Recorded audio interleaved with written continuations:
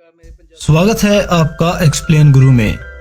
आज हम American web series 50 state of fright की पहली कहानी द गोल्डन आर्म्स को हिंदी में एक्सप्लेन करेंगे। इस वेब सीरीज की सभी कहानियां अमेरिका की अलग अलग स्टेट की लोक कथाओं यानी कि दंत कथाओं पर आधारित है। द गोल्डन आर्म्स मैक्सिकन की कहानी है। इस कहानी की शुरुआत में हमें एक लकड़हारे को दिखाया जाता है जिसका नाम डेव होता है और उसी के साथ उसका एक साथी होता है जिसका नाम एंडी होता है, जो उसके काम में उसका हाथ बटाता है और उसका साथी है और एंडी डेव के अंडर में काम करता है। दरअसल एंडी ही इस कहानी को हमें सुना रहा है। अब इसके बाद हमें डेव की वाइफ हैदर को दिखाया जाता है जो कि इस टाउन की सबसे खूबसूरत महिला है और हैदर के लिए उसकी खूबसूरती ही सबसे ज्यादा इम्पोर्टेंस रखती है। हैदर और डेव की लव स्टोरी की शुरुआत हाई स्कूल से हुई थी। हैदर और डेव हाई स्कूल से ही एक दूसरे से प्यार करते थे और जिसके बाद इन्होंने शादी कर ली थी। इसके बाद हमें दिखाया जाता है कि हैदर डेव के बजट से ज्यादा खर्चा करती थी, लेकिन डेव अपनी वाइफ से बहुत ज्यादा प्यार करता था इसलिए वो उसे कुछ नहीं कहता। इसलिए डेव और मेहनत कर एक्स्ट्रा खर्चों को मैनेज करने की कोशिश करता था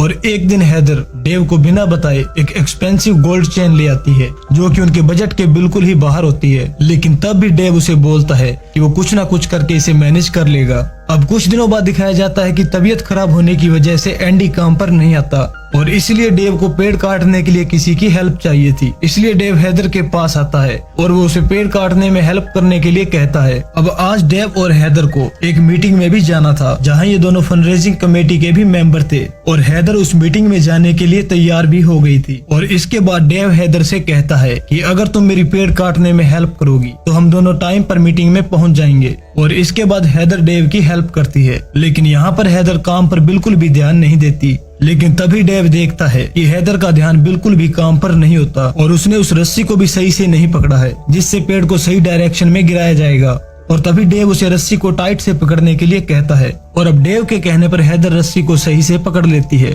और उसी के दौरान एक लकड़ी उस रस्सी में फंस जाती है, लेकिन हैदर उस पर ध्यान नहीं देती। अब डेव उस पेड़ को काट देता है क्योंकि रस्सी में वो लकड़ी फंस गई थी जिसकी वजह से उसे सही से खिंचाव नहीं मिलता और अब वो पेड़ हैदर पर ही गिर जाता है और उसका एक हाथ पेड़ के नीचे आ जाता है और अब हैदर दर्द से तड़पने लगती है। अब डेव उस पेड़ के नीचे से उसका हाथ निकालने की काफी कोशिश करता है, लेकिन वो इसमें कामयाब नहीं हो पाता और फिर वो हैदर की जान बचाने के लिए उसका हाथ कुल्हाड़ी से ही काट देता है। और इसके बाद हमें दिखाया जाता है कि हैदर हाथ कटने की वजह से काफी निराश होती है क्योंकि अब वो परफेक्ट नहीं थी और ना ही अब वो टाउन की सबसे खूबसूरत महिला थी और जिस तरह से अब लोग उसे देखकर रिएक्ट करते थे उससे वो और भी ज्यादा दुखी हो जाती है। और यहाँ डेव उसके लिए एक स्टील का हाथ लाता है, लेकिन वो हैदर को बिल्कुल भी पसंद नहीं आता और वो उसे भयानक बोलकर लगाने से मना कर देती है। अब हैदर बहुत ज्यादा दुखी रहने लगी थी और वो रात को भी नहीं सोती थी और रोती रहती थी। अब डेव अपनी वाइफ को इस तरह से दुखी नहीं देख सकता था, इसलिए वो एक हाथ का डिजाइन बनाता है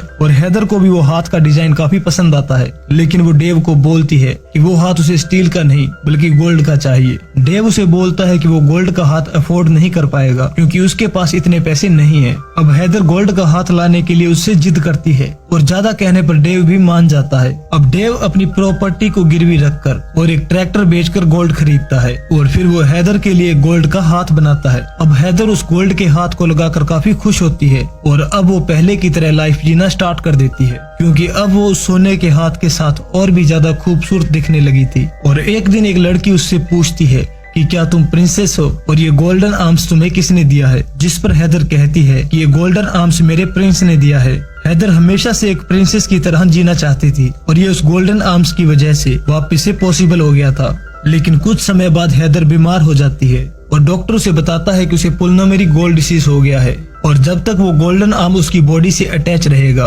उसकी स्किन गोल्ड एब्सॉर्ब करती रहेगी, जिस कारण वो और भी ज्यादा बीमार होती जाएगी। इसलिए वो डॉक्टर हैदर को वो गोल्डन आर्म्स निकालने के लिए कहता है, लेकिन हैदर डॉक्टर को साफ साफ मना कर देती है और डेव भी हैदर की खुशी के लिए उसी का साथ देता है। और अब हैदर की तबीयत लगातार खराब होती जा रही थी और देखते ही देखते वो बहुत ज्यादा सीरियस हो जाती है और अब वो डेव से ये प्रॉमिस लेती है कि वो उसे उसके गोल्डन आर्म के साथ ही दफनाएगा क्योंकि हैदर मरने के बाद भी परफेक्ट और खूबसूरत दिखना चाहती थी। और यहाँ डेव भी उसे प्रॉमिस करता है और फिर कुछ ही दिनों बाद हैदर की मृत्यु हो जाती है। अब डेव ने उससे प्रॉमिस किया था इसलिए वो उसे उसके गोल्डन आर्म्स के साथ ही दफना देता है। और हैदर की मृत्यु के बाद डेव पूरी तरह से टूट जाता है और अब कुछ समय बाद जब रिसेप्शन आता है तो उसका हैंडमेड फर्नीचर भी बिकना बंद हो जाता है और इस मंदी के कारण डेव का काम भी खत्म हो चुका था और अब उसके लोन और बाकी के बिल बढ़ते जा रहे थे और जिसके कारण डेव अब बहुत बड़ी फाइनेंशियल प्रॉब्लम फेस कर रहा था। अब एक रात को डेव बहुत ज्यादा परेशान होता है और तभी उसे अपनी वाइफ का गोल्डन आर्म्स याद आता है और डेव उस गोल्डन आर्म्स को बेचकर अपनी प्रॉब्लम से बाहर आ सकता था और इसलिए वो उस गोल्डन आर्म्स को लेने का डिसीजन लेता है। अब इसके बाद वो कब्रिस्तान जाता है और हैदर की कब्र को खोदता है और यहाँ डेव हैदर की सड़ती हुई बॉडी को देखकर डर जाता है, लेकिन फिर वो उस गोल्डन आर्म्स को निकालने की कोशिश करता है लेकिन वो आर्म्स नहीं निकलता। अब डेव उस हाथ को काटने के लिए कुल्हाड़ी उठाता है और तभी वो देखता है कि हैदर की आंखें खुल गई है और अब डेव हैदर की आंखें बंद करता है और फिर कुल्हाड़ी से उसका हाथ काटकर निकाल लेता है, लेकिन तभी उसकी नजर हैदर पर जाती है जो उसे ही देख रही होती है और अब हैदर बहुत ज्यादा डर जाता है और वहाँ से भागने लगता है और अब फाइनली डेव अपने घर पहुँच जाता है और घर पहुंचने के बाद भी उसे सब अजीब लगता है और उसे वहाँ पर अजीबोगरीब आवाजें भी सुनाई देती है और जब वो घर के बाहर देखता है तो वहाँ पर कोई नहीं होता और तभी वो आवाजें और भी ज्यादा तेज होने लगती है। अब डेव डर कर अंदर जाता है और घर के दरवाजों को बंद कर देता है और फिर वो डरावनी आवाजें और भी ज्यादा बढ़ जाती है और उसके घर पर भी कोई अटैक करता है और तभी डेव के घर के अंदर लगी एक तस्वीर नीचे गिरती है और जब डेव उसे देखता है तो तस्वीर चेंज हो गई थी और अब उस तस्वीर में उसे हैदर दिखती है और उसकी आंखें डेव की तरफ घूमती है और इसे देखकर डेव काफी ज्यादा डर जाता है और वो उस गोल्डन आर्म्स को लेकर अपने बेडरूम की तरफ भागता है, लेकिन तभी वो देखता है कि कोई उसके दरवाजे को मार मार कर खोल देता है और वहाँ उसे हैदर की भी परछाई दिखती है। अब डेव भागकर बेडरूम में चला जाता है और हमें दिखाया जाता है कि हैदर कुल्हाड़ी लेकर बेडरूम की तरफ ही जा रही होती है और वो ये बोल रही होती है कि मेरा गोल्डन आर्म्स कहाँ है। और अब डेव भी उसकी आवाज सुनकर काफी ज्यादा डर जाता है और वो अपनी चादर ओढ़ लेता है और तभी डेव देखता है कि हैदर उसके पास आ जाती है और एक भयानक आवाज में उससे कहती है कि तुमने मुझसे प्रॉमिस किया था कि तुम मेरे मरने के बाद भी उस गोल्डन आर्म्स को मेरी बॉडी से नहीं निकालोगे।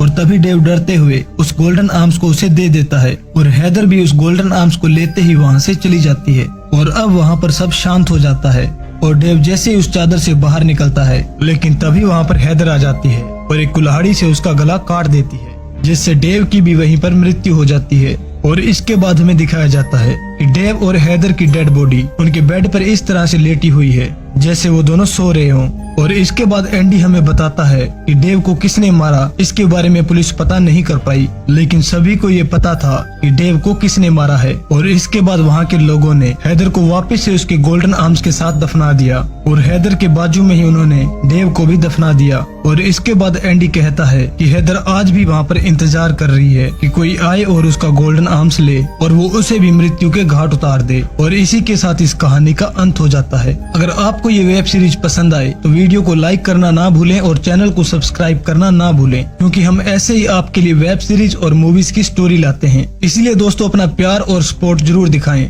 मिलते हैं अगली वीडियो में, तब तक के लिए गुड बाय।